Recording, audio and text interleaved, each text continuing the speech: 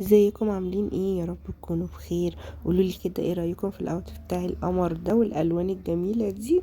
ويلا بقى نبدأ مع بعض كده نشوف هنفطر ايه في الدايت النهاردة. وصلنا كده بقى الشغل وطلعنا، هنروح بقى كده جري جري على المكتب نشوف شغلنا كده الاول ونشوف حصصنا، وبعد كده نعمل كوباية نسكافيه عشان تظبط لنا اليوم. النهارده بقى كده هناخد سناكس مش صحي قوي. معانا الفطار هنا ساندوتش جبنه وخيارية، وجبت اللي هو طعم الشريمب الجمبري ده حلو قوي، وخدت برضو فشار. وبعد كده اليوم خلص وهنروح نشوف هنتغدى ايه. الغدا بتاعنا بقى النهارده بيض اومليت سبانيش تحفه. شايفين اصلا شكله حلو ازاي؟ هو انا صراحة نسيت اصور له طريقة لان كنت جاية جعانة جدا فعملتها وكلتها على طول.